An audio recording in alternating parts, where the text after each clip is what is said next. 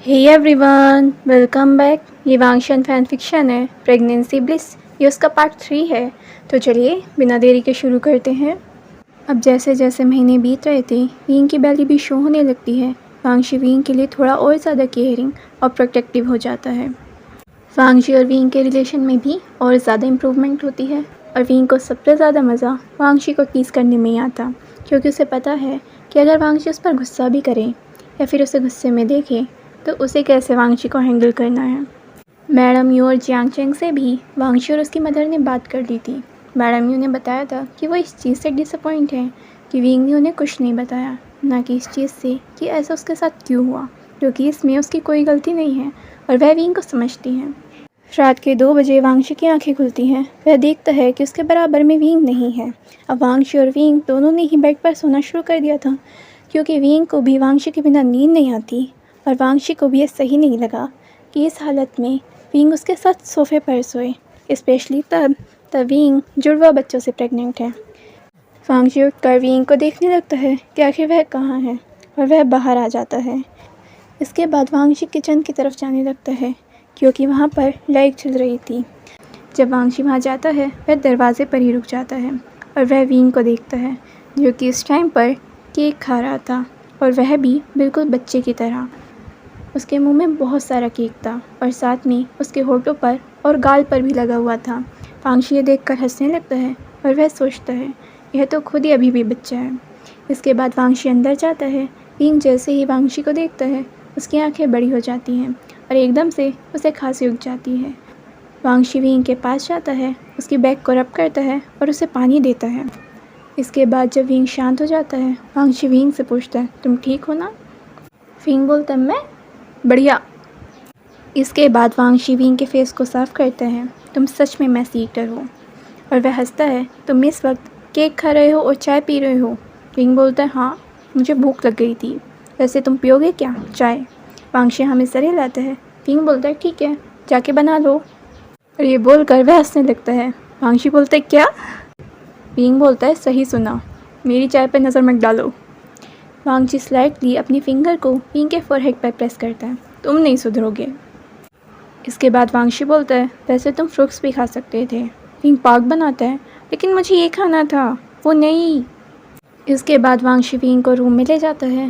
Wing वांगशी को अपने पास खींचता है। मुझे नींद नहीं आ रही, अब जिम्मेदारी लो, ये बेबी मुझे सोने नहीं देता। वींग अपने सर को वांगशी के सीने पर रखता है। वांगशी एक हाथ से वींग को पकड़ता है और दूसरे हाथ को वींग के बालों में फहराता है, जब तक कि वींग सो ना जाए। अब अगले दिन वींग को चेकअप के लिए जाना था और वांगशी वींग का इंतज़ार कर रहा था, जो कि अभी तक तैयार होकर नहीं आया था। वांगशी रूम में जाता है कि आखिर वींग इतना टाइम क्यों ले रहा था। वह देखता है कि वींग अपने आप को मिरर में देख रहा था और साथ में वह फ्राउन कर रहा था।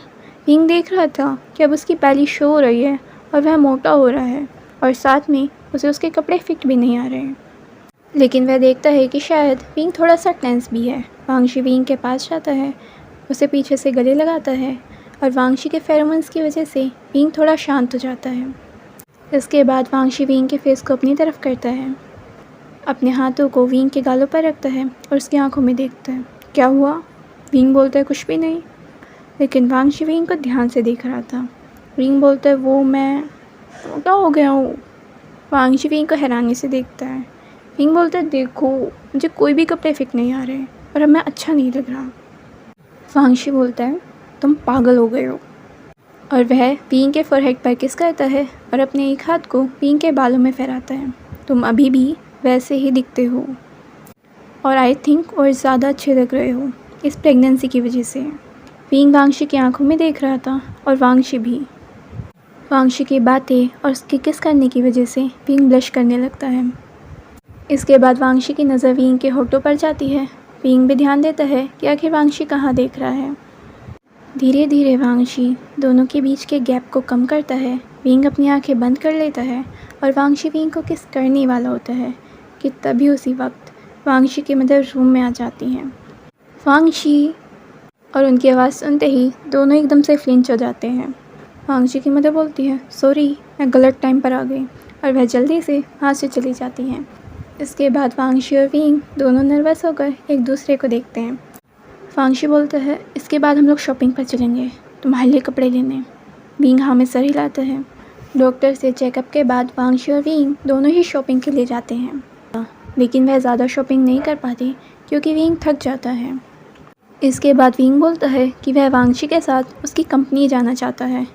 पहले वांगशी सोचता है कि वह विंग को ले जाए या नहीं, क्योंकि अगर उसे मीटिंग में जाना था तो उसे विंग को छोड़ना पड़ता, जिसके लिए वह बिल्कुल तैयार नहीं था, क्योंकि स्पेशली तब जब विंग प्रेग्नेंट है। लेकिन विंग ज़िद करता है कि वह वांगशी के साथ जाना चाहता है और फिर वांगशी को ना चाहते हुए भी विंग की बात माननी पड़ती है। जब दोनों कार में होते हैं, वांगशी विंग को कुछ खाने के लिए देता है, लेकिन विंग मना कर देता है। इसके बाद वांगशी विंग को गुस्से में देखता है, क्योंकि विंग को हमेशा ही वांगशी को खाना खिलाना पड़ता है। विंग हर चीज़ के लिए ना ना ना, और वांगशी विंग को हैरानी से देखता है कि क्या कोई ऐसा पर्सन होता भी है जो ज़्यादातर खाने की चीज़ों के लिए ना कर देता है। वांगशी विंग को ध्यान से देख रहा था। विंग बोलता है, पूछो, क्या पूछना है? वांगशी बोलता है, तुम सही में प्रेग्नेंट हो? विंग वांगशी को गुस्से में देखता है, क्या मतलब? वांगशी बोलता है, शांत, मैं बस तुमसे इसलिए पूछ रहा था क्योंकि ना तो तुम्हें मॉर्निंग सिकनेस होती है, ना ही तुम्हें फूड क्रेविंग्स होती हैं। क्रेविंग्स तो छोड़ो, तुम्हें खाना भी कभी कभी ज़बरदस्ती खिलाना पड़ता है, और कभी तो तुम भूल जाते हो या फिर इतना सा खाते हो, जिसमें कि मैंने सुना है कि कुछ लोग तो प्रेगनेंसी के दौरान काफ़ी ज़्यादा खाते हैं। और अगर तुम्हें रात को भूख भी लग जाती है कभी, जैसे उस दिन तुम केक खा रहे थे, तो भी तुम आराम से खा लेते हो। विंग बोलता है, मतलब? वांगशी पहले कुछ सोचता है, इसके बाद विंग को बताता है, मैंने प्रेगनेंसी के बारे में जानकारी निकालने की कोशिश करी थी। विंग बोलता है, तो उसमें था ना कि जिस लाइक रात को कुछ खाने का मन करा और अपने हस्बैंड से कहना कि यही खाना है। वांगशी के मुंह से हस्बैंड सुनने के बाद विंग स्माइल करता है। वांगशी बोलता है, लेकिन तुमने तो ऐसा कुछ भी नहीं करा, और ना ही तुम गुस्सा करते हो कि तुम्हें यही खाना है या यही चाहिए। विंग हंसता है, वांगशी, सभी लोग अलग होते हैं और मुझे पता भी नहीं चलता जल्दी से कि मैं प्रेग्नेंट हूँ। वो तो इसलिए पता चला था क्योंकि मेरा फेस पेल हो रहा था और मैं ज़्यादा थका रहने लगा था। मुझे कोई उल्टियाँ नहीं लगी थी, मैं बस बेहोश होने लगा था और मुझे लगा था कि ये ज़्यादा वर्क करने की वजह से हुआ। और जब मैंने चेकअप कराया तो जब पता चला। वांगशी बोलता है, ओह।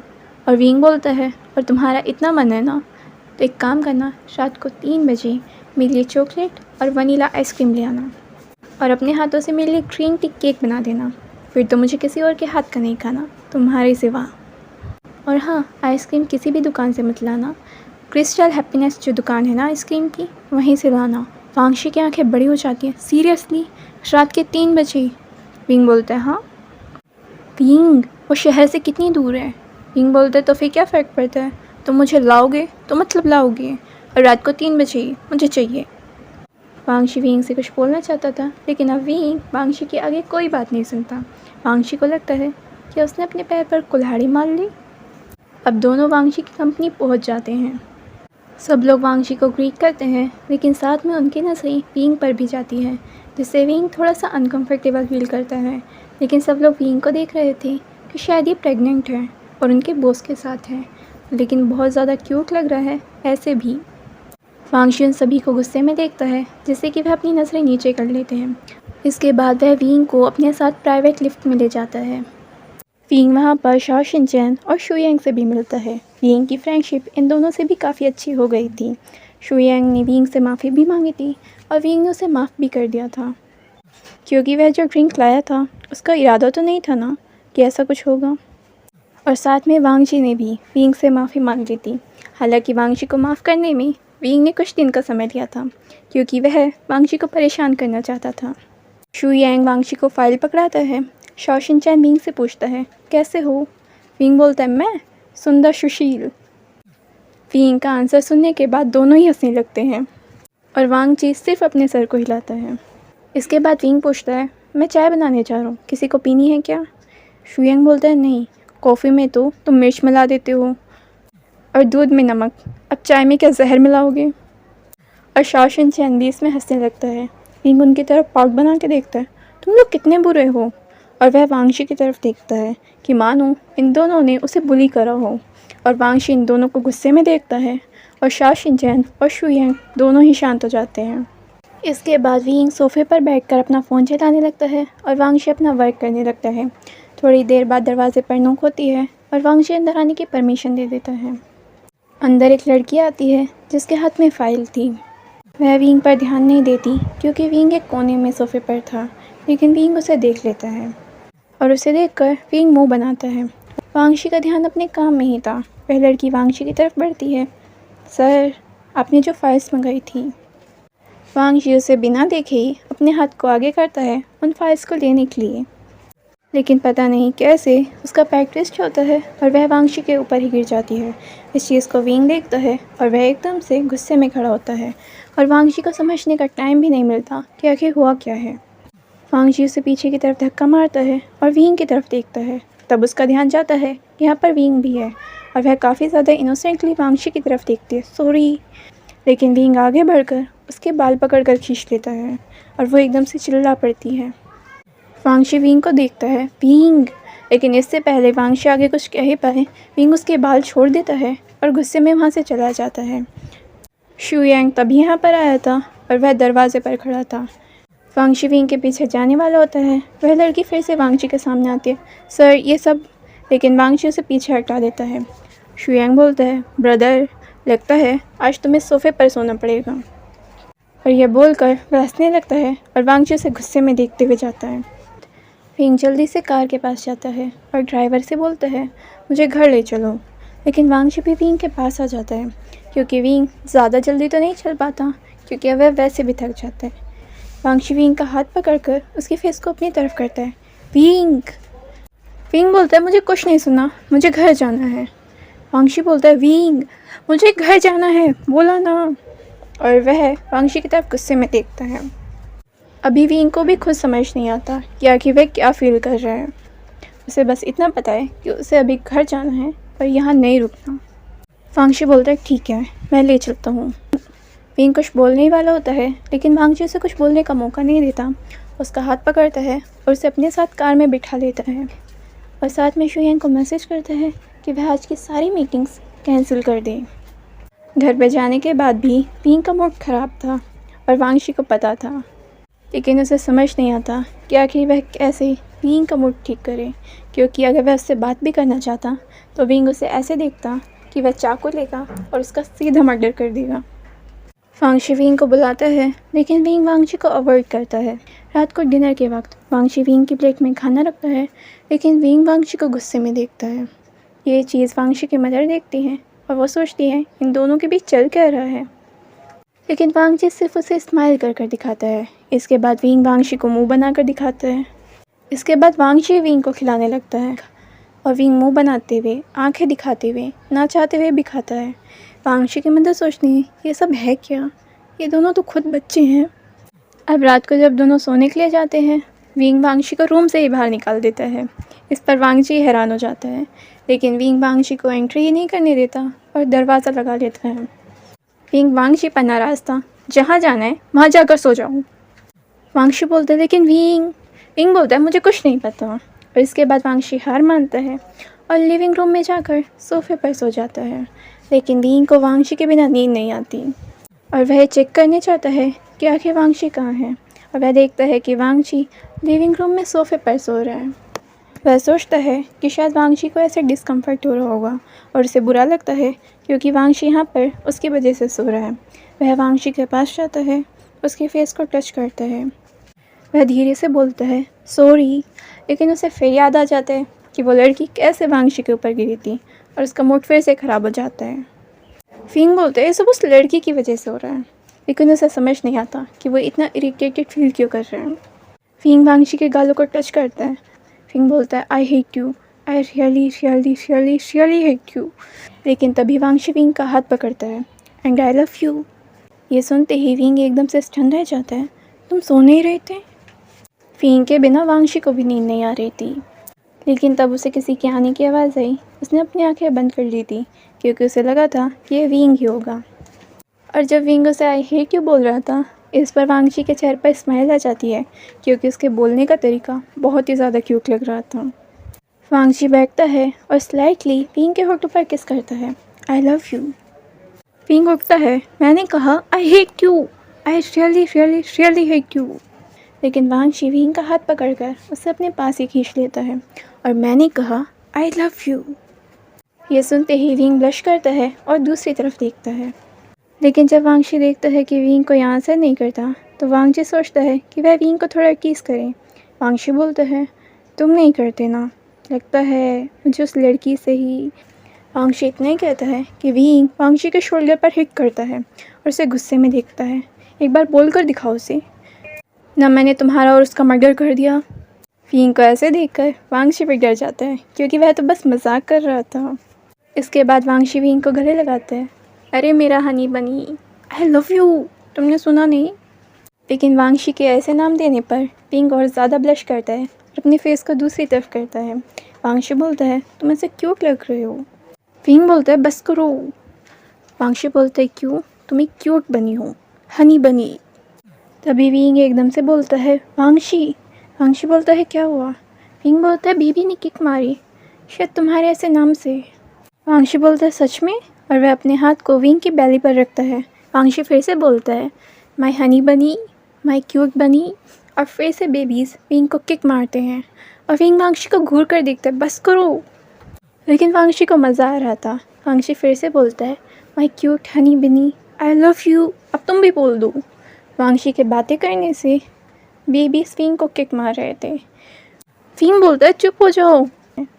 वांगशी बोलता है शायद वो भी अपने फादर की बात सुनकर खुश हैं कि वो अपने हनी बनी को कितना प्यार करते हैं। विंग बोलता है बस करो, तुम्हारे खुश होने के चक्कर में ये मेरे अंदर कुश्ती खेल रहे हैं। वांगशी फिर से बोलता है माय क्यूट हनी बनी। विंग बोलता है मैं तुम्हें किक मारूंगा, बस करो, और वह अपनी बेली पर हाथ रखता है। यार तुम मेरे भी बच्चे हो, मेरे अंदर ही कुश्ती खेलना बंद करो। वांगशी अपने हाथ को विंग की बेली पर रखता है, हल्का सा फहराता है बेबीज़ अपने बाबा को ऐसे परेशान मत करो। और सही में अब बेबीज़ शांत हो जाते हैं। विंग हैरानी से वांगशी की तरफ देखता है और अपनी बेली पर हाथ रखता है धोखेबाजों, और वांगशी बस हंसकर दिखाता है। इसके बाद विंग वहाँ से जाने लगता है लेकिन वांगशी उसका हाथ पकड़कर खींच देता है। मेरा आंसर। विंग बोलता है क्या? वांगशी बोलता है तुम्हें कन्फेस नहीं करना। विंग बोलता है किस चीज़ का?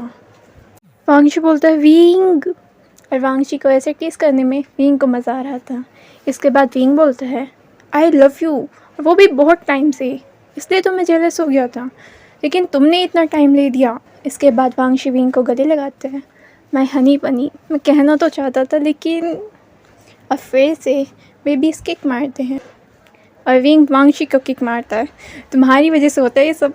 और विंग एक बॉय को जन्म देता है और एक गर्ल को। बॉय का नाम वह सिजवे रखते हैं और लड़की का नाम वह क्रिस्टल रखते हैं। मैडम यू और जियांग चैंग भी वांगशी और विंग और उनके बच्चों से मिलने आते हैं। मैडम यू बोलती हैं अब तुम्हें शादी नहीं करनी क्या, अब तो बच्चे भी हो गए।